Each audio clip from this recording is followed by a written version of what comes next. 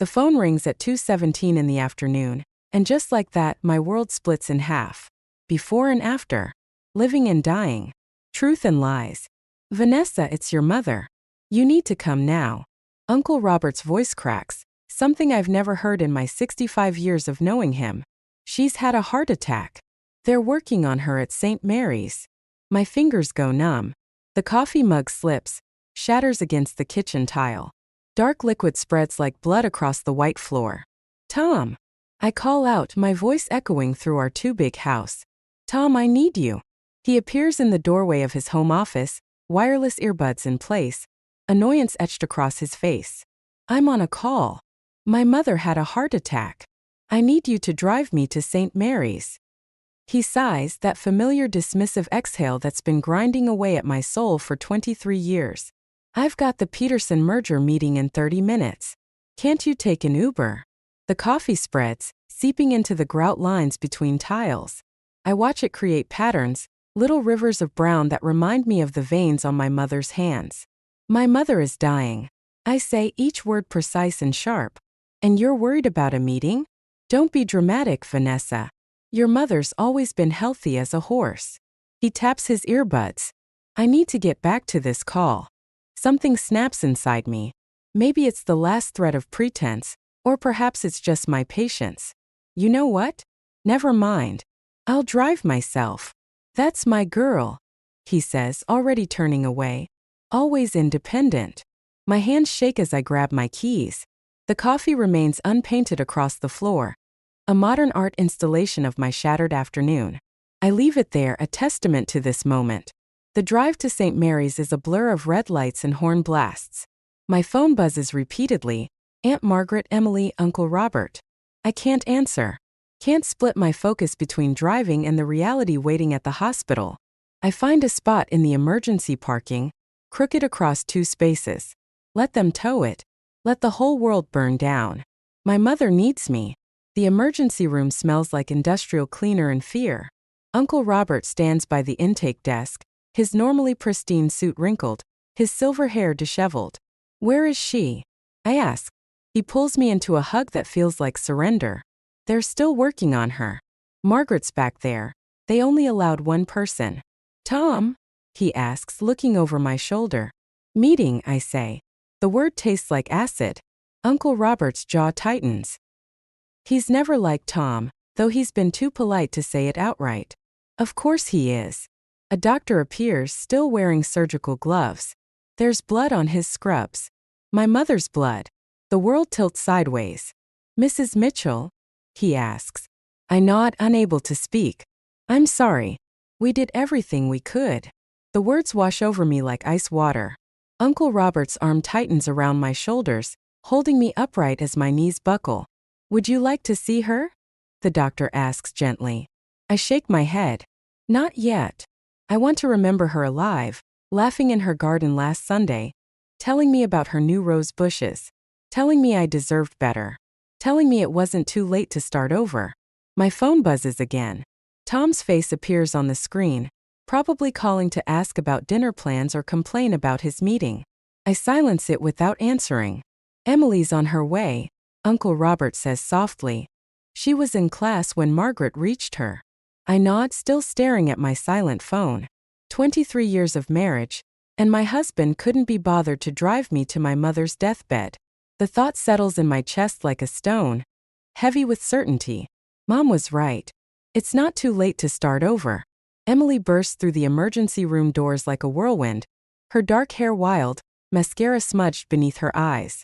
She looks so much like me at her age that for a moment I forget to breathe. Mom!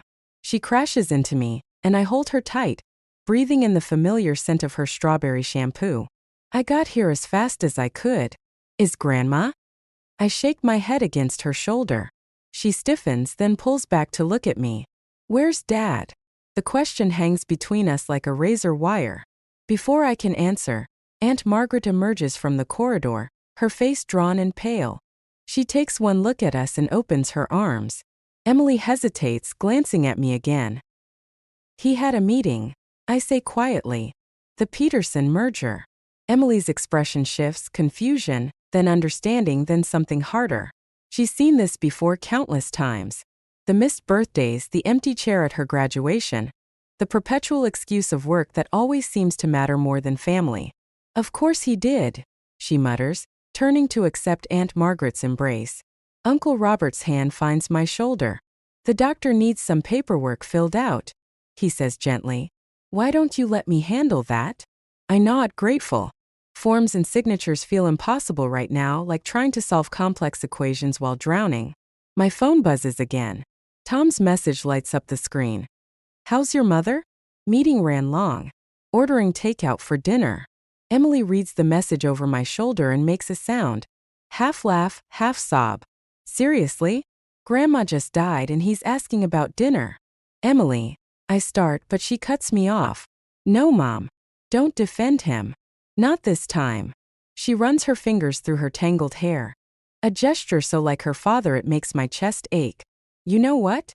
I'm done pretending everything's okay. Grandma always said. She stops abruptly, tears welling in her eyes. What did she say? I ask, though I think I already know. She said you deserved better. That we both did. Emily wipes her eyes roughly. She was right. Aunt Margaret moves closer, her voice low and steady. Helen worried about you, Vanessa. She saw what this marriage was doing to you. Even if you couldn't. Or wouldn't, Uncle Robert adds quietly. The truth of their words settles over me like ash. 23 years of making excuses, of smoothing things over, of pretending Tom's indifference was just his way. 23 years of watching my mother's concerned looks, of fielding her gentle suggestions about therapy or separation. My phone buzzes again. Another message from Tom. Should I wait dinner for you? Emily makes that sound again, but this time it's pure disgust. She grabs my phone and types rapidly before I can stop her. Emily, don't. Too late, she says, handing the phone back. Someone needed to tell him. I read her response. Mom's mother just died. Don't wait up. Better yet, don't wait at all. The 3 dots appear immediately, showing Tom is typing. Then they disappear. Reappear. Disappear again. Finally, a single message. We'll discuss this attitude when you get home. Discuss what? Emily's voice rises. The fact that his wife's mother died and he couldn't be bothered to show up? That he's more concerned about dinner than supporting his family. Lower your voice, sweetheart, Aunt Margaret says, but there's approval in her eyes. A nurse approaches, clipboard in hand. Mrs. Mitchell? We need to discuss arrangements. The word arrangements hits me like a physical blow. My mother is dead, and my husband is worried about takeout. The absurdity of it all threatens to overwhelm me. I'll help, Emily says firmly, taking my arm. We don't need him for this. As we follow the nurse, I realize Emily's right. We don't need him. Maybe we never did. My mother's last words to me echo in my mind. It's never too late to start over, sweetheart. Never too late to demand more. I squeeze Emily's hand, feeling stronger than I have in years. Tom wants to discuss attitudes? Fine. We'll discuss plenty when I get home. Starting with divorce papers. The funeral home smells like artificial flowers and secrets. I sit at the mahogany desk, staring at Mom's life insurance documents, while the funeral director drones on about payment options. Something's wrong with the numbers, but my grief-addled brain can't quite grasp what. Mrs. Mitchell, he says, sliding another form across the desk. We'll need the initial payment today. The policy information your husband provided seems to have some discrepancies. Discrepancies.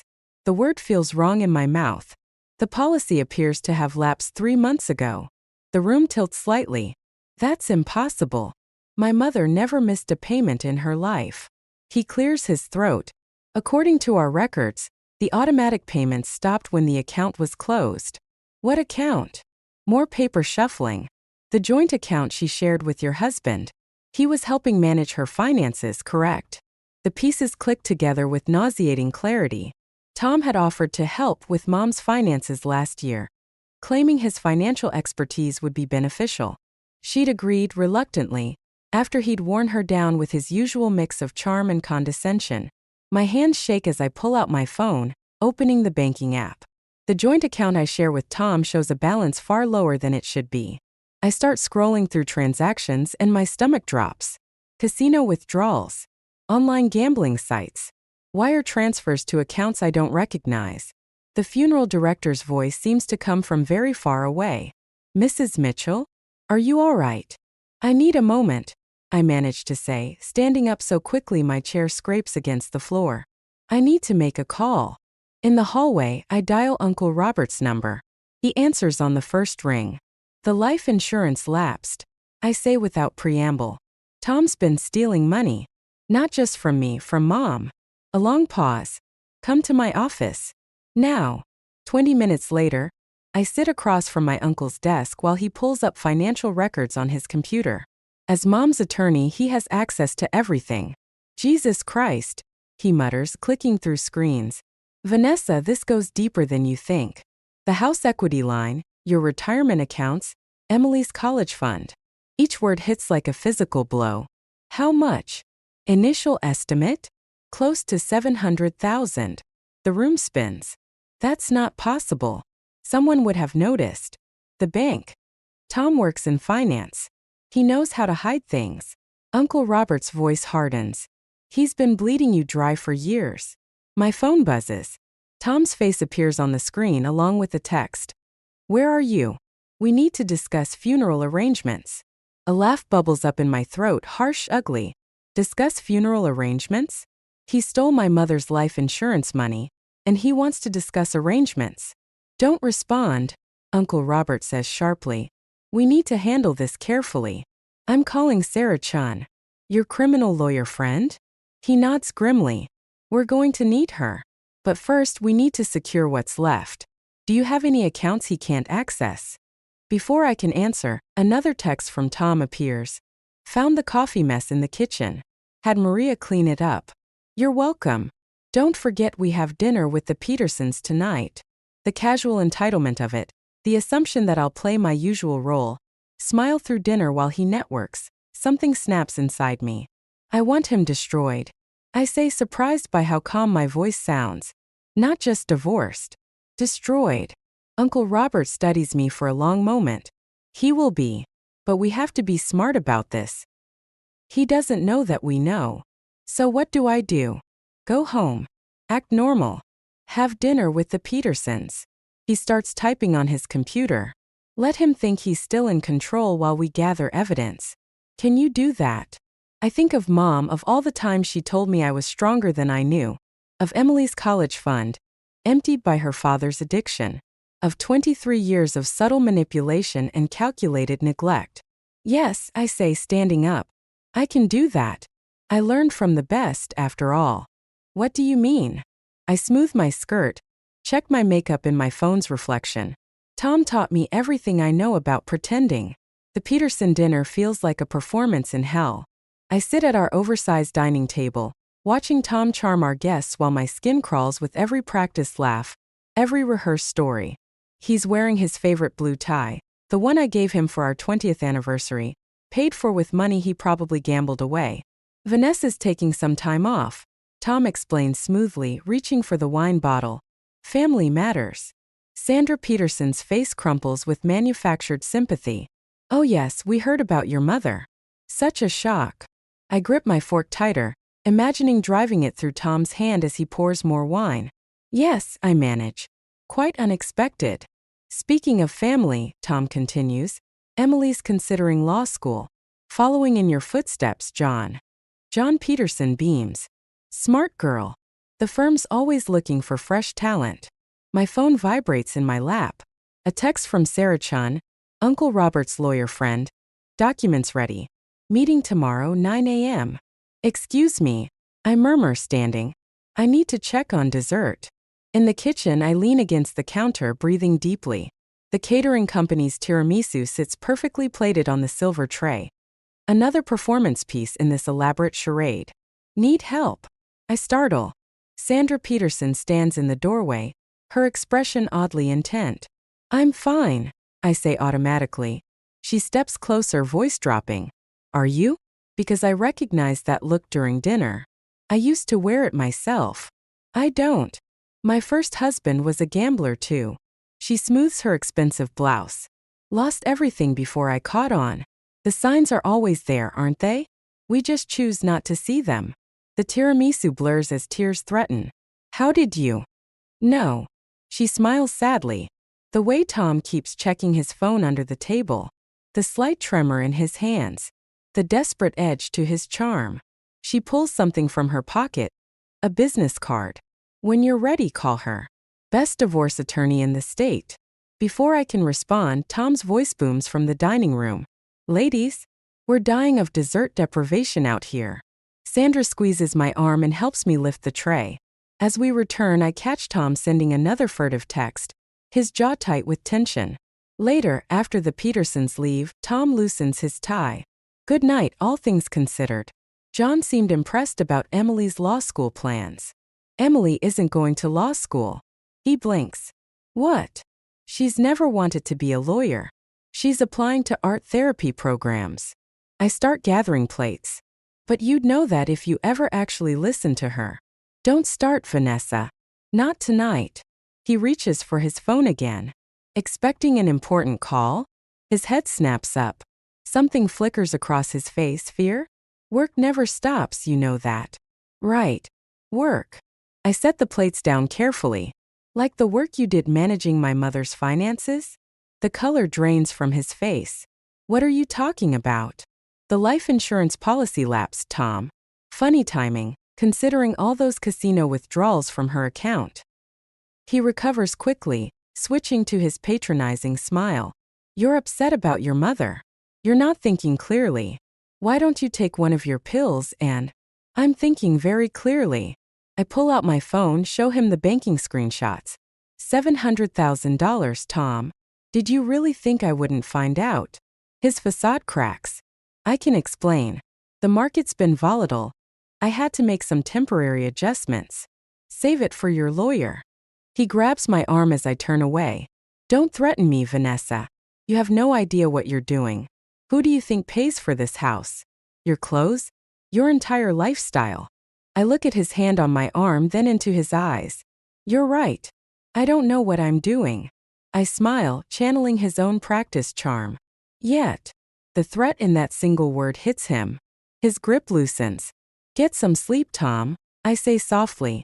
You look tired. Must be all that work you're doing. I leave him standing there, his phone buzzing again in his pocket. Upstairs, I send a quick text to Sarah Chun. Make it 8 a.m. I'm ready. Sarah Chun's office feels like a war room. Bank statements and legal documents cover every surface, each page revealing another layer of Tom's deception. I stare at a credit card statement, charges from a jewelry store I've never heard of, dated last Valentine's Day. He's been busy, Sarah says, highlighting another suspicious transaction. And not just with gambling. My throat tightens. There's someone else? Several, potentially. But that's not our primary concern. She slides a document across the desk. This is. The paper blurs before my eyes. Foreclosure notice.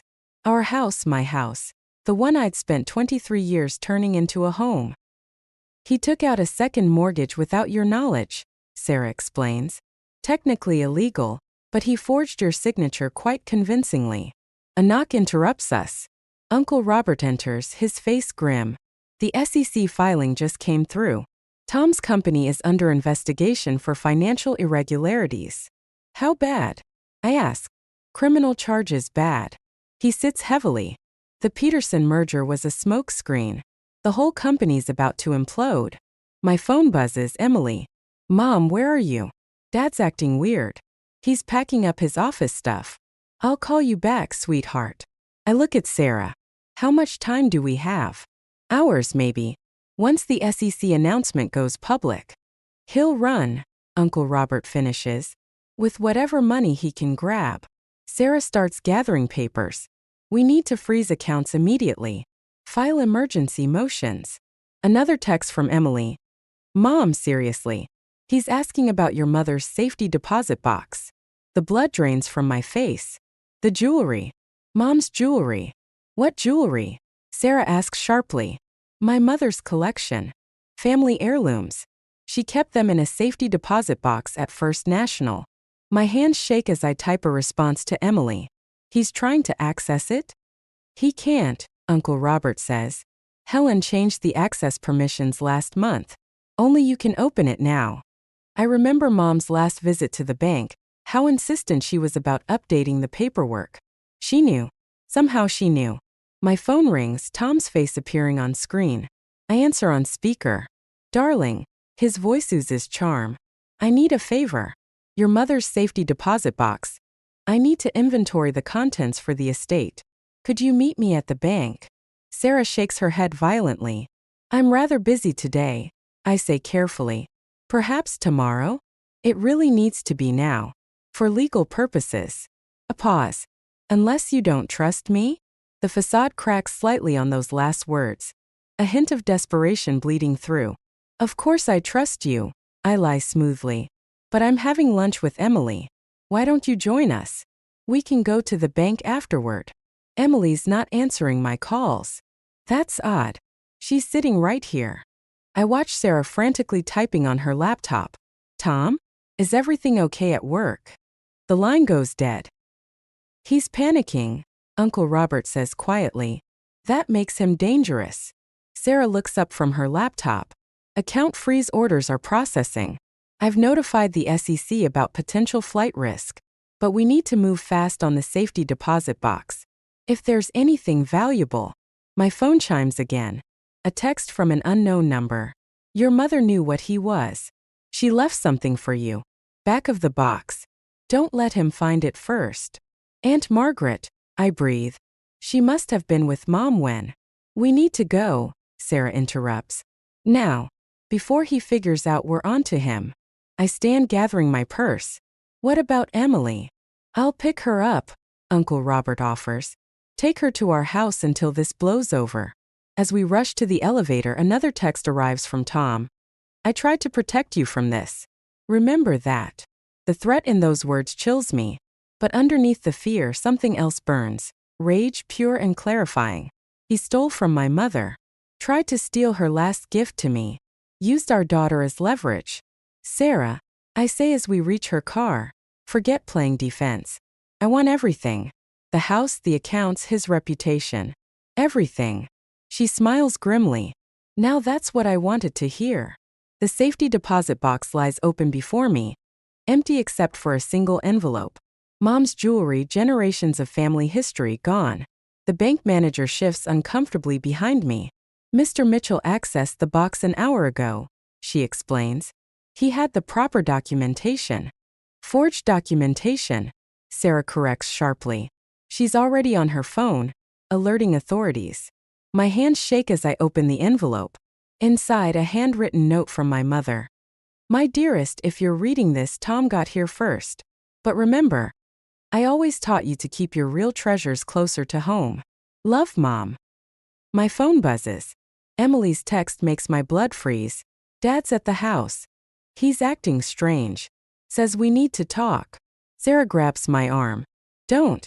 We'll call the police. He's with my daughter. I'm already moving. Call them, but I'm going. The drive home is a blur. I find them in Tom's study. Emily perched nervously on the leather sofa. Tom standing by the window. Still in his office clothes but somehow disheveled, undone. Family meeting? I ask, keeping my voice steady. He turns and I barely recognize him. His usual polished facade has cracked, revealing something desperate underneath. You've been busy today. So have you. How much did Mom's jewelry fetch? Emily's sharp intake of breath tells me she didn't know. Dad, you didn't. I did what I had to do. He moves to his desk, opens a drawer. To protect this family. By stealing? Gambling away our savings? Having affairs? Affairs. Emily stands. What affairs? Tom slams the drawer shut. Enough. I had a plan. Everything was under control until you started interfering. Control. I laugh and it sounds foreign even to me. Is that what you call forging my signature? Emptying our daughter's college fund. Emily makes a small wounded sound. My college fund? I was going to replace it, Tom insists. The Peterson merger was a fraud, I finish. Like everything else about you. He moves suddenly and something glints in his hand. Mom's favorite pearl necklace. One piece left. Thought, maybe we could start over. I'll get help. Counseling. Whatever you want. The pearls catch the light, and I remember Mom wearing them at my wedding, her eyes full of concern she tried to hide. She knew even then, didn't she? Whatever I want. I step closer. I want the last 23 years back. I want my mother to have died knowing her grandson's education was secure. I want. Mom. Emily's voice cuts through my rage. He's crying. And he is. Tom Mitchell, master of manipulation, stands before us with tears streaming down his face. For a moment I almost weaken. Then I see his other hand moving toward his pocket. Emily, I say carefully, go to Uncle Robert's house. Now. But. Now. She hesitates, then runs. Tom doesn't try to stop her. You know what's in my pocket? He asks quietly. Plane ticket? Fake passport. He pulls out his phone. One button. One call to my friends at the SEC. They'd love to know about Uncle Robert's creative accounting from the 90s. Aunt Margaret's tax issues. The family's not as clean as you think. The bottom drops out of my world. You'd destroy them too? I'm already destroyed. His smile is terrible. Might as well make it a family affair. My phone buzzes, Sarah, probably with the police. But it's too late. The damage is done. What do you want? A head start. 24 hours. You keep the house, what's left of the accounts. I keep the evidence against your family. He holds out the pearls. And you keep these. As a reminder. The pearls feel heavy in my palm. Not just jewelry now, but the weight of an impossible choice. Save my family or serve justice. Mom's voice echoes in my head. Keep your real treasures closer to home. I look at Tom, this stranger I spent half my life with, and make my decision. 24 hours, I say. Then I burn your world down. He nods once and walks past me. The front door clicks shut with devastating finality. I sink into his chair, pearls clutched in my fist, wondering if revenge is worth the price of becoming him. 23 hours and 47 minutes after Tom walked out, I find Mom's old recipe box in the back of the kitchen cabinet. Inside, wrapped in yellowed newspaper, lies a small red USB drive. My hands shake as I plug it into my laptop. Folders appear, dozens of them meticulously labeled with dates going back 5 years. Financial records, email screenshots, photos of Tom with various women, bank transfers, gambling receipts.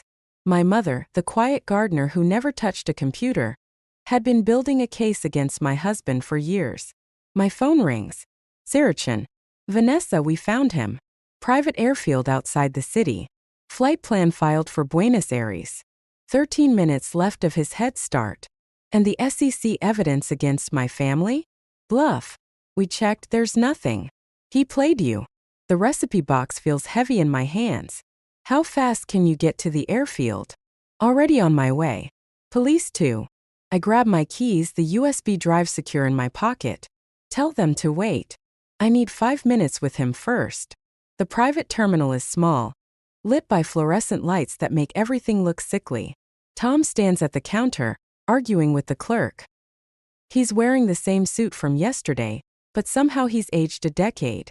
Problems with your flight? I ask. He spins, face twisting. You're early. Mom always said punctuality was a virtue. I hold up the USB drive, along with keeping good records. The color drains from his face. What is that? Everything. Mom knew what you were doing. Every transaction, every affair, every lie. I step closer. She was protecting me all along. The jewelry in the safety deposit box? A trap. She knew you'd go for it first. He lunges for the drive. I sidestep easily, he's not as quick as he used to be. It's over, Tom. SEC agents are outside. Police too. You promised 24 hours. His voice cracks. You're just like me, breaking promises when it's convenient. No. I set Mom's recipe box on the counter. I'm like my mother. Patient, thorough, and done with your games. He laughs, a hollow sound. What do you want? Money. I can get more. I want you to know what it feels like. To realize everything you built was a lie. That someone you trusted was watching, waiting, collecting evidence of every mistake. His face hardens. You really think you can survive without me? You're nothing but a housewife with. With what? A daughter you gambled away the future of? A mother who outsmarted you? A family who actually loves me? I open the recipe box. Look inside. He hesitates, then peers in. Among the recipe cards lies a single sheet of paper, Mom's last bank statement. The one showing her real account, with enough zeros to make his eyes widen. She left everything to me, I say quietly. The day before she died. Almost like she knew what was coming. You bitch. He grabs for the box, but freezes at the sound of doors opening behind us. Time's up, I say as Sarah Chun enters with 2 FBI agents. Oh, and Tom? The pearls were fake. Mom sold the real ones years ago, to pay for Emily's secret trust fund. They lead him away, his protests echoing through the terminal. Sarah squeezes my shoulder. You okay? I look down at the recipe box. Generations of family wisdom. Love disguised as instructions for pot roast and apple pie. Mom's final gift wasn't the money or the evidence. It was the reminder that real strength comes from protecting what matters, not destroying what hurts you. I'm better than okay, I say, closing the box gently. I'm free. Outside, the sun rises over the airfield. Somewhere across town, Emily is safe with Uncle Robert and Aunt Margaret, probably making breakfast and planning her future. A future secured by a grandmother who saw everything and said nothing, until exactly the right moment. Mom always did have perfect timing. The garden blooms exactly as Mom planned it. Late autumn roses climb the trellis, their deep red petals catching the morning light. I kneel in the soft earth, transplanting the seedlings she started in her greenhouse, her last project, now mine to finish. Emily appears beside me, 2 steaming mugs in hand. The prosecutor called. Dad took the plea deal. I accept the coffee, breathing in its warmth. How do you feel about that? Honestly. She settles onto the garden bench. Relieved. No trial means no more secrets coming out. No more pretending. The morning paper lies folded on the bench. Tom's guilty plea relegated to a small column on page 6. The mighty falling quietly without fanfare. Uncle Robert says the restitution payments will start next month. Emily continues. Not that we need them. No, I agree, thinking of Mom's hidden accounts, the careful planning that ensured our security.